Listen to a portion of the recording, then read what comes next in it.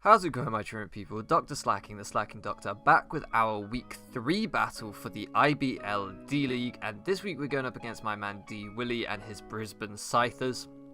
Pretty sure that's his team name, and as ever, his link will be down in the description with all the other IBL D-League coaches. Please do go check these guys out if you have time to check out other Draft League content. You know, these guys are all fantastic content creators. As I said at the beginning of the season, probably all far better than me, so definitely go check out their videos. And if you're new here this season, if you've just been following me in the IBL D-League, thank you so much for the support. At the minute, only week 1 and the draft analysis have gone up at the time that I'm recording this, but they've both been brilliantly well received and well supported, so thank you so much for that, guys. Now, this week, as I said, this is week 3. If you haven't seen last week, I'm about to spoil the results of that. But going into this, we are 1-1. And we desperately needed to pick up another win this week. I don't want to go negative if I can avoid it. So getting a win here and putting us at a positive record, I felt was hugely important. So with that in mind, I did some good prep with Checkmate Ben, like I always do, and then we did some test battles, 1 or 2 very quick test battles. In fact, I think it was just the one very quick test battle with Strongful, which went horribly, and then unfortunately we didn't have any more time to prep, and so I kind of had to make some last minute tweaks, if I'm remembering all this correctly. So I made some last minute adjustments to the team and then sent it off to Gen. I need to shout out D Willy because he was so patient with me during this process. We tried to play the game a week early and we weren't able to because I couldn't get the team gen in time, etc. But he was really patient with the delays and stuff, and we did get this game done on time, so shout out to him. But what this means is that this team is like a little bit rushed, a little bit different, but I think it could work. So kicking us off, we have Hibiki the Yuxi making the debut on the channel. This is a Spadef set with Stealth Rocks, Foul Play, U-Turn, and Thunderwave. Thunderwave, some really nice speed control. Foul Play because it helps deal with that Lati, which is why we are Spadef if it's like a Scarf Lati, for example, which I think is a fairly likely bring. I think Lati is one of his Z users, so it could be Z Lati, I think, if I'm remembering right. So that could be a fairly likely bring as well. Then Thunderwave is really nice speed control. Foul Play also if it's a mixed Lati, because I think it's probably going to be mixed so that it can have Earthquake to hit the Tran, otherwise it will be Surf for the Tran. But Earthquake makes sense with the Nihiligo and the Heatran there to some extent, and the Tapu Koko as well, of course. So I feel like it could be like Scarf Earthquake, for example, Scarf Mix. So the Foul Play will do more if it's a mixed set.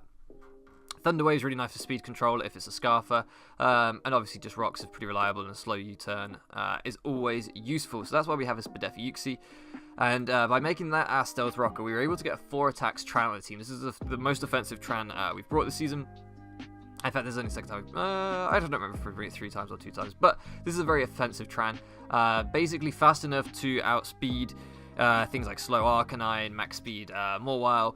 I think maybe an Adamant Celesteela, but not a Jolly or a Timid Celesteela. I can't quite remember.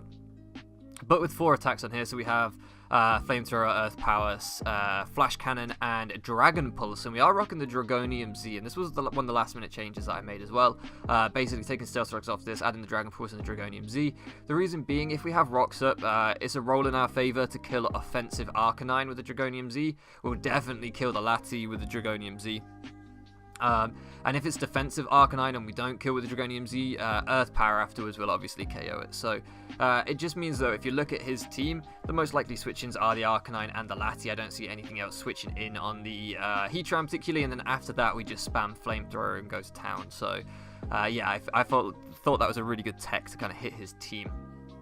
Then we have a Mega Pinsir, which is essentially a 3-move Mega Pinsir. It's Sword Stance, Quick Attack, Close Combat, and then it has Frustration with Max Happiness, because I thought I'd put Return on this set instead of Frustration, so I spent like an hour and a half maxing the happiness on this thing, only to discover that I needed Min Happiness. So this is essentially a 3 attacks Mega Pinsir, because that Frustration is useless, which is agonizing, but still, Quick Attack's really nice. He has a Scolipede on his draft, which he hasn't brought. It would have been very nice for that.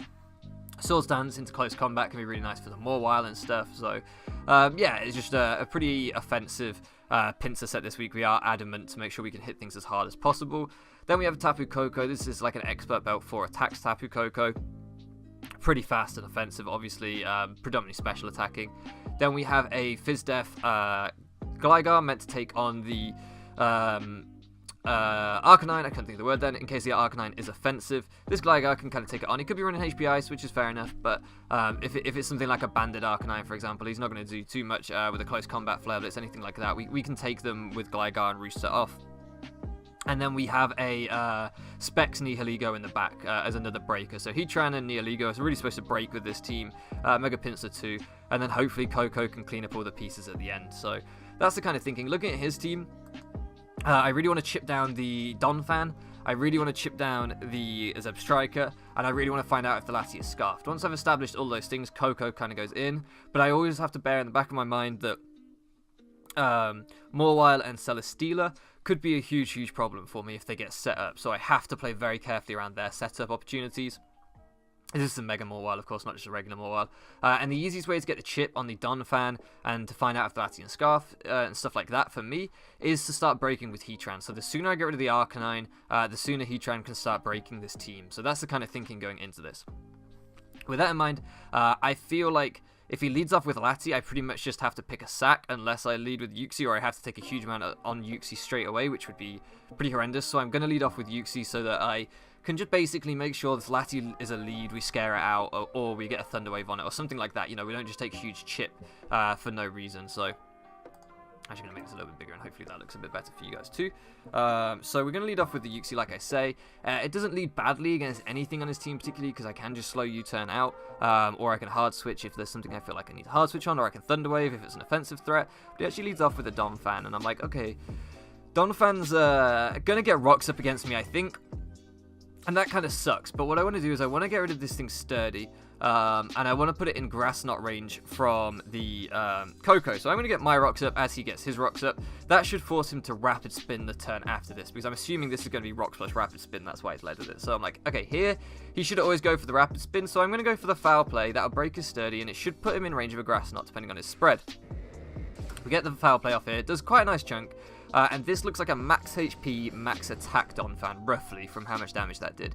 He does get the Toxic off on me, which sucks, but we've already shown with that Foul Play damage, we're in a pretty good spot. And because he doesn't Rapid Spin here, I'm like, okay, well, there's no way you Earthquake on a Uxie.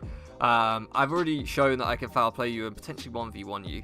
I'm just going to U-turn out here, because I think you either spin or you switch, and he does go for the switch, so that's perfect. That means I get the momentum off on this Celesteela, which is obviously a huge setup threat. I didn't want to leave Uxie in case the Steeler came in, because I thought that was a pretty likely switch on his end. So that means we get Hibiki back, and I'm just going to go out into FJ Leghorn here, and I'm going to pressure this Celesteela. Instantly, I'm applying offensive pressure. He could be Wakonberry, and I was tempted to scout for that and pivot, just click the U-turn, because he does have the Zebstrika in the back, but I value damage off on this if I can get it. I don't want to mess around with the Celesteela. It's a offensive monster, and I kind of think Zebstrika is a bit of an unmon, if I'm honest. So I'm like, I don't fear Zebstrika. Let me just T-Boat. As he pops the Lightning Rod, and I'm like, okay, this is a Lightning Rod, not Motor Drive. It could be Scarf, but I doubt it. So I go for the U-turn, and he is Scarf, and I'm like, oh, that's bad. That's really bad. I should have gone Gligar, but he could have easily HP Iced or whatever. So I was like, oh, but now I know he's Scarf. He literally cannot touch Gligar. And that puts me in a really good position here. So I could defog here, but which makes sense, and I think that's what he'd be expecting me to want to do, to defog away the rocks. But I still want the rocks up, actually, for the Arcanine. I know it's not great for my Pinsir, but I want those rocks up for the Arcanine. So I'm actually just going to hit the U-turn with Gligar, because I feel like Donphan or something else might come out to try and get the rocks back up, or, you know, something like that. So I'm just going to U-turn out. We are Hyper Cutter on this Gligar, not Immunity, to make sure the Mawile can't intimidate us and stuff, so we can Earthquake the Mawile. Same with the Arcanine. But he actually goes into the Celesteela. So I'm just going to bring in Oggy here. And this is the matchup that I wanted. I wanted Oggy in. I want to fire off my Dragonium Z, sorry, because I want to try and catch this Arcanine coming in so that it frees up Flamethrower. And the Arcanine does come in. I'm like, okay, here we go. It is Intimidate, so it looks like it's probably defensive. But it's hard to say. I'm surprised it isn't Flash Fire. But I'm just going to fire off the Dragonium here.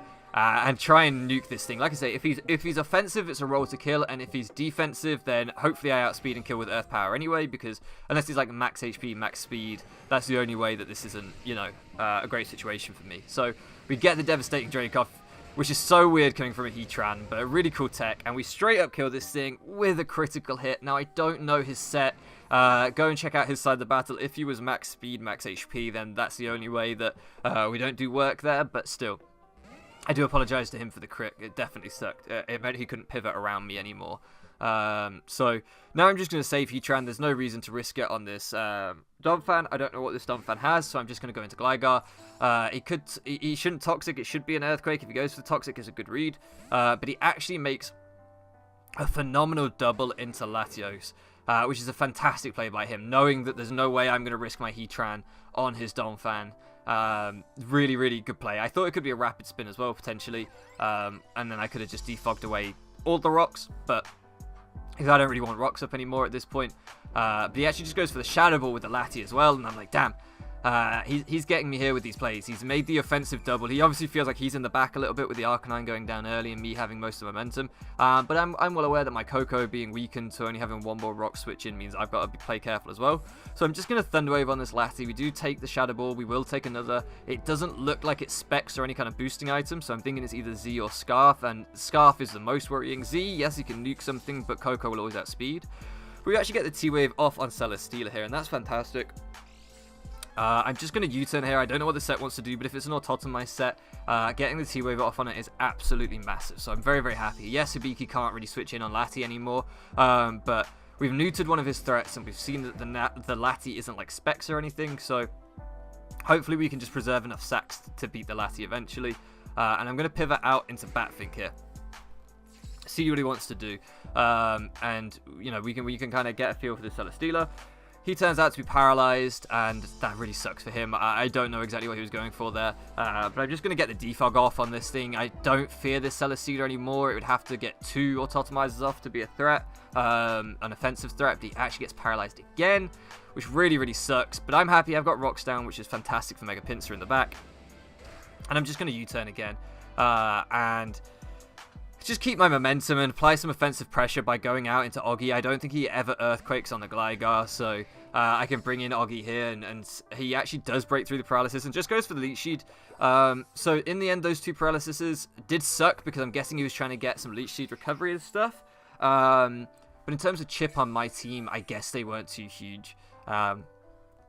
It's hard to really say. I definitely do apologise for the hack. So here I'm just going to go for the Flamethrower. If he goes into Lati, fair enough. I don't really care. I've already shown I'm willing to make the predictions with Dragon Pulse once before, going for the Devastating Drake, so he might just stay in thinking I'm going to be aggressive again, but I've got no reason to be aggressive anymore. Now the Arcanine's down, I can just keep spamming Flamethrower. Obviously, I never stay on this Donphan. Thinking that he's going to try and get his own rocks up possibly, or go for an Earthquake. There is only 2 plays. I'm going to go into Beaky and make sure that I at least get my rocks up as he goes for the Earthquake. But like, that's fine. I don't mind that at all. He's now slowly getting out of Grass Knot range from Coco, which worries me, so I think I just go for the foul play here. At the very least, I'm going to get some chip back on this Donphan and make sure he doesn't get out of range, which is the most important thing for me. As he reveals his 4th move to be Ice Shard, so he doesn't actually have the Rapid Spin on this set. So I did consider getting my rocks up here, but there's no point, because if I get my rocks up, I'm going to want to defog his away, and it gives him a free chance to get his up. So it just doesn't feel worth it to me at this point. I'd rather just keep as much chip as I possibly can on this Donphan, and that way it's low enough to be in Tapu Koko range. And he goes out into the Mega Mawile here. As I click the U-turn, like I say, I've got the Donphan in range. If he's going for Ice Shard to hit me, which is his only way of hitting me, it means I get a slow pivot off on him. So that's why I went for the U-turn there. It would have got me Koko in for free, and he would have been in range of the Grass Knot. But he actually goes out into Mawile, which is a very reasonable play. But I get Oggy in now, and I get to click Flamethrower again. I thought about going for the Dragon Pulse on a kind of try-hard read that he, or even a Flash Cannon that he might go into the Lati, but it didn't really seem worth it. Mega Mawile is such a huge threat. I feel like he has to play a little bit aggressively, because I do feel like I'm in the lead at this point. So from my perspective, I'm just going to make all the safe plays and not let him get away with any aggressive, staying in with his Mega Mawile or anything like that. And pivot out into Beaky on this, and this is pretty much just a sack to see if he is Scarf what he locks himself into. He goes for the Shadow Ball here and knocks out Hibiki, which sucks, but it's okay because it gets me Mega Pinsir in now. Rocks aren't on the field, I get Mega Pinsir in, and if he's Z, I'm going to find out if he's Z here because he's going to have to drop it to KO me. If he's Scarf, which is looking like he might be, that gives me a free Sword Stance on him because Shadow Ball does not KO me from this range, and I'll kill him with a +2 quick attack. But he actually pivots into Mawile, and because we haven't Mega Evolved yet, we get that Hyper Cutter, stopping the Intimidate, which is incredible. And we get to go for the Sword Stance and get to +2, which is absolutely fantastic for us. Metaby now is in a phenomenal position. I wish I had powered up Frustration instead of only having Quick Attack Close Combat, essentially. But it's not the end of the world. We still have Quick Attack plus Close Combat, which is enough to hit most of his team. So here I'm just going to fire off the Close Combat. It should put the Mawile really low into Quick Attack range, if not just straight up killing it. I can't quite remember the rolls, but he pivots into his Lati and this thing drops. I understand completely why he made this play. I'm guessing he thought we would go for the Earthquake there, and he was trying to like pivot around me a little bit, but it was to no avail. So he goes into the Zeb Strike here. I can't kill with a return, and Metaby still looks really, really useful in this game for the Mega Mawile and for the Donphan. So I'm going to pivot out into my Gligar, thinking that he's got to go for a Thunderbolt here, but he actually makes a really aggressive play and goes for Hidden Power Ice. I think this was a superb play in the position he's in, but we just hang on. We do have some Spadef in this Gligar, and here I'm going to pivot out into my Heatran on the HP Ice as he goes out into Donphan, which is just another really, really good play by my opponent. I feel like the early sort of 3-4 turns, I was getting most of the plays correct, and then the latter part of the game, he's got a lot of really nice doubles to get some offensive pressure on me. But the nice thing about Donphan is that with Ice Shard, Toxic, and Stealth Rocks, he doesn't really hit me too hard, so I'm just going to get Metaby in here, as he does go for the Earthquake on the Heatran. Makes perfect sense. This way, if he went for the Rocks, I got in before Rocks got up, because Gligar's not going to be able to defog them at 3 health, and if he went for the Earthquake, it didn't affect me, so the only way he could hit me was with an Ice Shard, and I didn't think the Ice Shard was coming out on the Heatran, so we can fire off a Close Combat. I could have gone for the SD, but I didn't feel the need. What I didn't want to do is let him go hard into Substriker there. If he went hard into Substriker as I SD'd, it just gave him even more offensive momentum, right, which sucked. So I just went for a Close Combat. He Ice Shards again as I go for another Close Combat. Like I say, the only thing I don't want to happen is I don't want to let the Substriker in for free. So I want to keep CCing, put the Donphan really low. Now I am in Ice Shard range, which sucks. So I'm just going to go for the Quick Attack, because here I don't expect him to preserve this thing and go into the Substriker. I haven't actually shown Quick Attack yet, so I'm just going to fire off the Quick Attack and kill the Donphan, out prioritizing his Ice Shard. Donphan goes down, and now I expect to see the Substriker come out, but instead he goes into Mawile and he fires off the Intimidate, and suddenly it hits me. Oh no. I'm only going to do about 35 to 40 with the Close Combat. Mawile gets to +2, and Sucker Punch kills everything on my team. I have nothing not in range of Sucker Punch anymore. With Specs 4 attack Neoligo, I can't stall out Sucker Punches. With 4 attacks Heatran, I can't stall out Sucker Punches. With the Gligar, I can try and roost and stall them out, but he doesn't know if I outspeed him or not anyway, so he might not even go for a Sucker Punch. So I'm in a really difficult spot here, where if this thing gets to +2, he just beats me. So my best play here, 100%, I'm just going to rewind it slightly. My best play here, 100%, is to Close Combat, because if he goes for a straight up Sucker Punch and knocks me out, no harm done. He hasn't got to +2, Heatran can take one and KO him, fine. If he goes for a play rough or something, I get some chip off, he doesn't get to +2, fine. And if he goes for the Sword Stance, at least I've chipped him down, right? He does go for the SD, and I'm like, shit, this is really bad. I'm a -1 pincer. He sweeps my whole team. I'm going to have to stall out some Sucker Punches. So here, I go for the Sword Stance. I'm taking my time, right? I'm taking my time here, and I'm going to be honest with you. I'm going to talk very transparently here about the plays that I made, the time that I took, and why. Here, I Sword Stance because I know he's going to Sucker Punch, right? And I want to stall it out.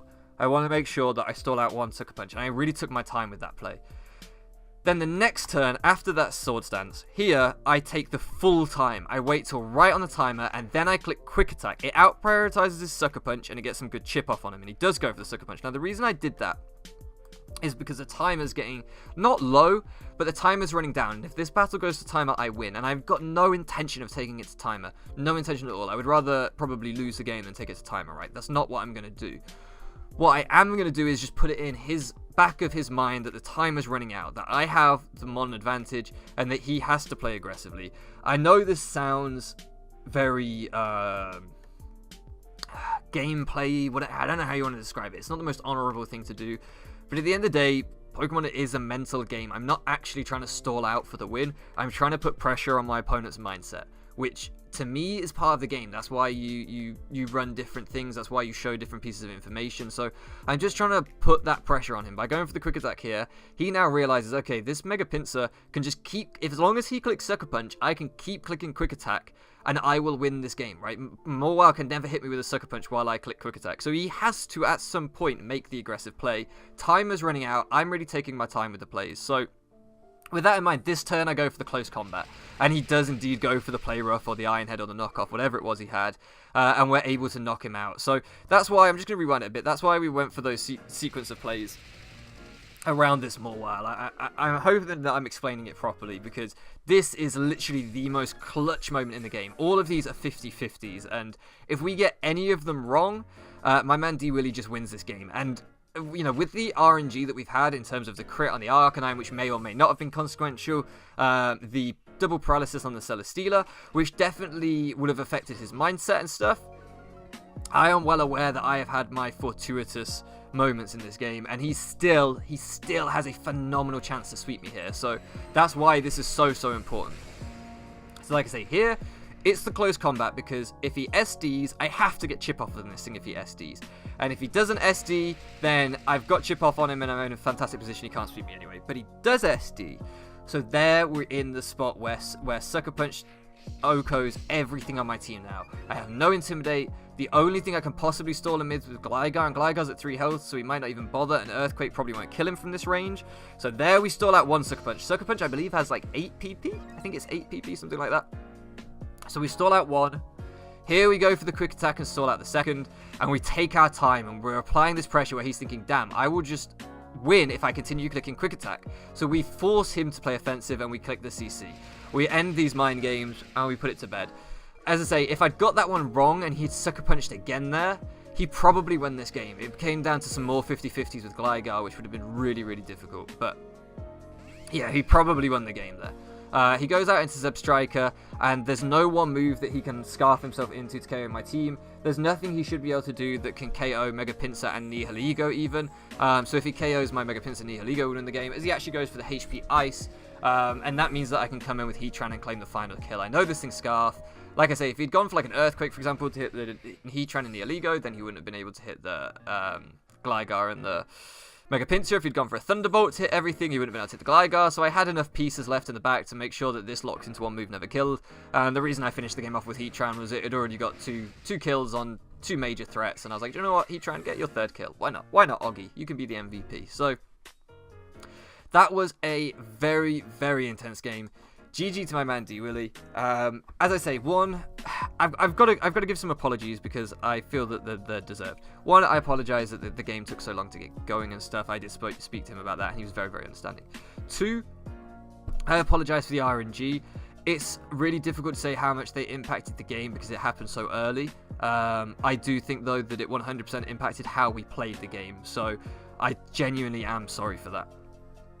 And 3, I'm sorry for kind of playing the game a bit, right? Letting the timer run down on the quick attack play, for kind of playing those mental games a little bit. I think it's part of Pokemon. It's the darker side of Pokemon, if you like. It's a bit like tactical fouls in football or whatever. It's the kind of thing that nobody really enjoys, but if you need a win, you need a win, right? So I am sorry that I kind of resorted to that, but I felt it was necessary. So let me know in the comment section if you guys think that stuff's not on, you know, if you think that, if you're someone, for example, that would never win by taking its timer, or if you're someone that would never try and play sort of mental games with your opponent in that sense, by all means, like, I would love to have this conversation in the comment section. I think it's really, really interesting. I was really conflicted on doing it, but because I felt that it fell within the rules of the game, I was happy to do it.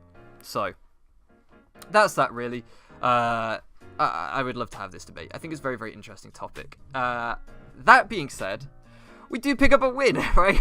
I feel like I'm apologizing, but I should be celebrating because we do pick up a win, and I do feel that I played this game really, really well. Like I said, I played it slightly awkwardly, but I feel like I played well. I got some hacks, and I feel like my opponent played well. He made some fantastic reads with the HP Ices, with the Shadow Balls. I would be very curious to see his side of the game and how he felt about a lot of these things, but definitely 100% a very, very interesting battle. and one of the better ones that we've had on the channel. And it is so nice for your Bowland Bovines to go 2-1 in the IBL D-League. Heatran picking up 3 kills, Mega Pincer picking up 3 kills. Nihiligo, I believe, is on 3 kills as well for this season. So we have 3 Mons all on 3 kills after 3 games, which is really, really nice. Spreading the love around. I've got some hate for Z Heatran. People telling me that Heatran was a bad Z user. People telling me to change it, but Z Heatran came through this week, so I'm really, really happy with that as well.